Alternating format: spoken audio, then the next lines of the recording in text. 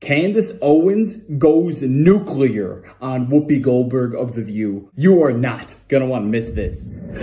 Have any eggs or the possibility of carrying a fetus? How dare you talk about what a fetus wants? You have no idea.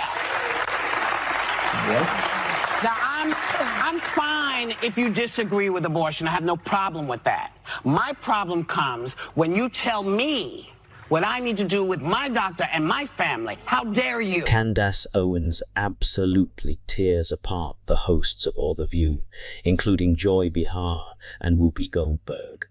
She doesn't hold back in exposing their flawed arguments. Welcome back. For today's Counterpoint segment, I wanted to discuss the recent Supreme Court abortion case. Honestly, this isn't even about whether you're pro-choice or pro-life. I just do not like bad arguments.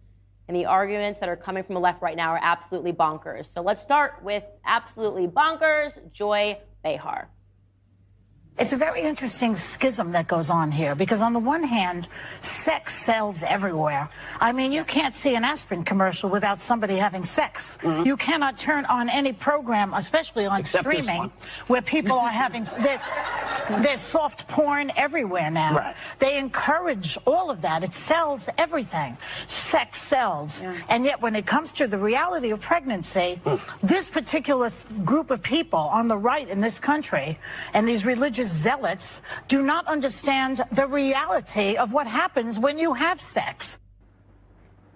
I don't think she knows that it's not pronounced sex, but we'll pretend that there's an H somewhere in there. For counterpoint number one, I want to say, yes, Joy Behar, you are correct. Sex is everywhere. Our culture is sick. That isn't an argument, that's a diagnosis. We have an increasingly sick culture here in America. Religious zealots and or people on the right very much understand that reality. We understand that when a culture promulgates promiscuity, it leads to people engaging in unfulfilling, unprotected sex. Far from your assessment that we don't understand what happens when you have sex, we understand exactly what happens. Children are the consequence. Life is the consequence. It would seem to me that it's the atheist zealots, the ones who have normalized sex-laden aspirin commercials, that don't quite understand what happens when you have unprotected sex. And then, when they find out, they go, whoops, well, good thing I learned in health class that I can just get an abortion to deal with it. Did you know, Joy, that before federally funded sex ed programs in school, which sprang up in the 1970s, and before Roe v. Wade in 1973, teenage pregnancy rates in this country were declining over a period of 12 years. Maybe what we on the right understand is that there is such a thing as sexually transmitted insanity, the normalization of non-committal sex, which is pervasive in our culture and in our schools, and it serves no one, least of all the young women who wind up pregnant and are pressured to make a life-altering emotional decision that is packaged to them as the responsible thing to do. I believe that you and the ladies that sit beside you contribute daily to that toxic culture of lies. There's two things I want to mention off that. The first thing is they call us religious zealots, when in reality, all that we are doing is protecting the unborn. That is a human life that you are taking so frivolously. If you think it is okay to get an abortion willy-nilly whenever you want, then I have news for you. You're going to have some explaining to do come your next life. But also the second thing I wanted to mention is what they're trying to do is tear apart the family unit. The way that society is constructed nowadays, if somebody gets married and they're still together 10 years later, it's almost a shock. Because 50% of marriages end in divorce. And I'm telling you right now, pop culture and society is the explanation for that. Because if you turn on the news, you're going to hear about a divorce lawyer. You turn on a TV show, they're going to have some dumb dad and some smart woman who knows everything. How about you get a TV show where it's a man and a woman coming together, both fulfilling their roles and living a happy life? You're never going to see that because the people who rule the world do not want that. They don't want a strong family unit because they are hard to break. They are hard to manipulate. Instead, we want weak-minded people who have zero conviction within themselves and will do whatever it takes to get themselves out of a jam and avoid responsibility. We understand the consequences of sex, which is why we advocate waiting until you're married and ready for a baby, because that's the natural outcome of sex. The delusion isn't on our side, it's on yours. Now let's hear from your co-host. Do any of you men have any eggs or the possibility of carrying a fetus? How dare you talk about what a fetus wants? You have no idea. Well, I'd love to see the same energy when it comes to biological men dressing up as women and claiming they can get pregnant because they're trans women. Something tells me Whoopi wouldn't be singing the same tune in that conversation, but we'll leave that aside. I'm fine if you disagree with abortion. I have no problem with that. My problem comes when you tell me what I need to do with my doctor and my family. How dare you? How dare you? All right, counterpoint to you, Whoopi Goldberg. Number 2. Did you guys know back at home, by the way, that in 2017, Whoopi Goldberg received a GLAAD Media Award for executively producing a show called Strut? It was a transgendered modeling show. She won the award for speaking up for trans rights and against those trying to roll them back. Oopsies! This is why I love intersectionality. Here we are in the middle of a vicious culture war where a bunch of men playing dress up and trying to convince people that they are women and can give birth, and they can chest feed, and here comes along Whoopi Goldberg, and she's so fired up about abortion that she accidentally tells the truth. Only women can give birth. Only women have a womb that is capable of carrying a child. They say, never get in the way of our enemies when they are making a mistake. They also say, even a broken clock is right twice a day.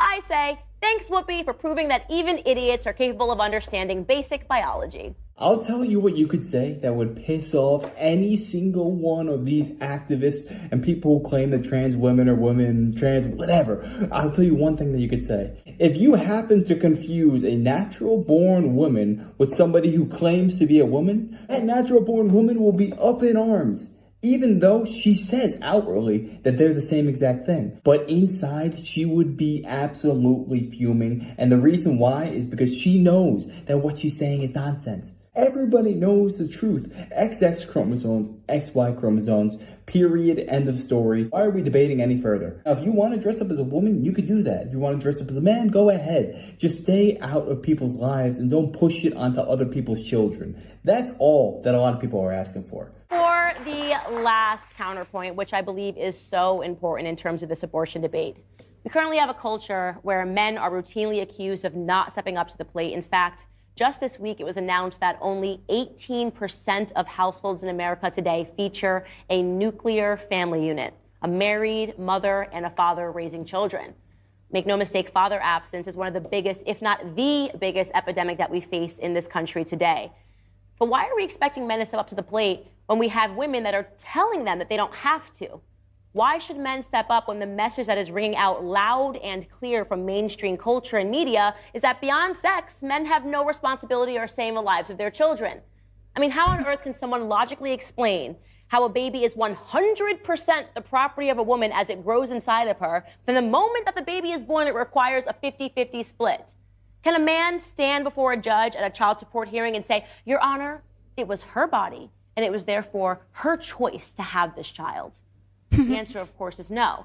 Obviously not. That would be stupid.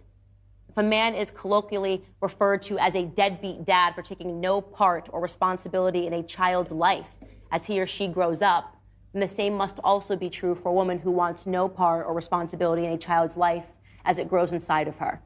My body, my choice is a pervasive deadbeat mom argument that accomplishes nothing but excusing too many men from stepping up to their most important role as fathers. Candace. Do you ever notice the people who speak the loudest about all this stuff? The people that are almost least desired by the opposite sex? I'm telling you right now, go to an anti-abortion rally and look at 80% of the people. A lot of them just seem very nasty and just cold-hearted. Because you have to be. Because you are killing an innocent life. Society has just become so dehumanized. You are aborting a baby, you are killing a life. End of discussion. I don't know why this is a debate. But their argument is always going to be, you can't get pregnant, so you can't say anything on the matter.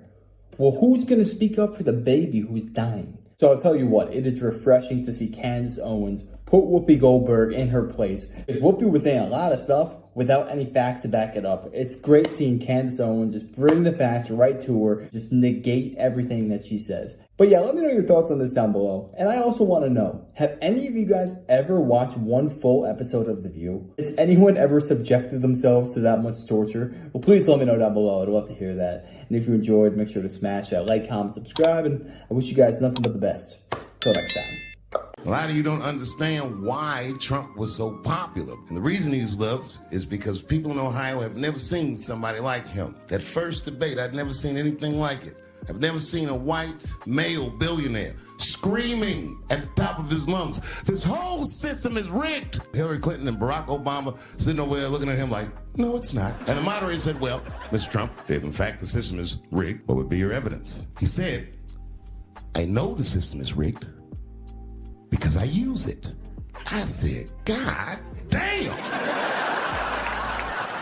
And then Hillary Clinton tried to punch him in the taxes. She said, this man doesn't pay his taxes. He shot right back. That makes me smart. And then he said, if you want me to pay my taxes, then change the tax code. But I know you won't, because your friends and your donors enjoy the same tax breaks that I do. And with that, my friends, a star was born.